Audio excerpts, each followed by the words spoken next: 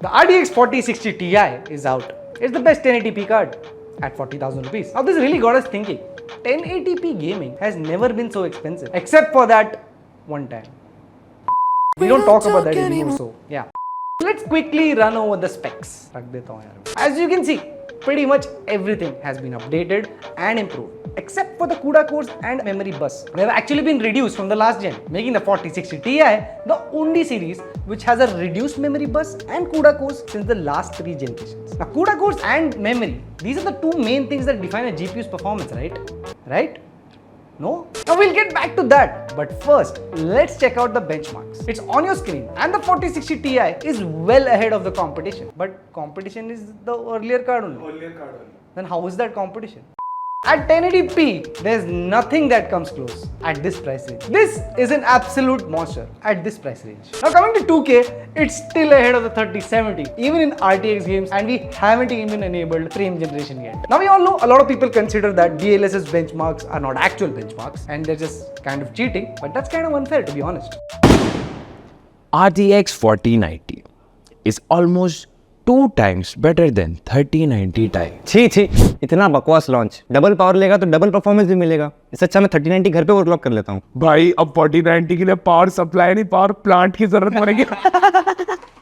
Using DLSS frame generation, we are able to reduce 50% of the power consumption. ओ भाई, मैं तो बोल रहा हूँ लोग को जीपीयू बनाने आता ही नहीं है, बस DLSS करते रहते हैं। भाई ये तो चीटिंग है।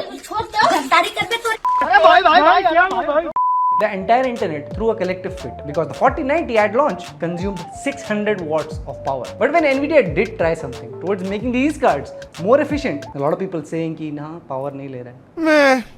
Now just look at these benchmarks. Now DLSS, quality mode with frame gen, and now it's suddenly 1.5 times better. Now DLSS 3 is a game changer and is showing us a new way of getting better performance without breaking the bank or the power wall. In 2023, if you aren't using DLSS 3 and your GPU doesn't support that, it's safe to say that you are using outdated hardware. It's mainstream and it's here to stay. Look at Intel and AMD copying Nvidia's homework. Now speaking of homework, let's talk about productivity. The graphs are on your screen again. Better performance but worse specs? What's going on? Which brings us to our very first question. How did Nvidia make a card with seemingly worse specs but better performance? The answer is Lovelace architecture. Now people think VRAM needs to be higher for playing at higher resolutions. While it's partially true, it doesn't give you the entire picture. While most games allocate 8 to 12 GB of VRAM for themselves, they don't use all of it. The games just allocate it to themselves in case they need it. Knowing how much games actually need is impossible unless you were the developer. But throwing more VRAM at the problem isn't a long-term solution. If we kept doing that, game developers would continue increasing RAM requirements and get lazy actually,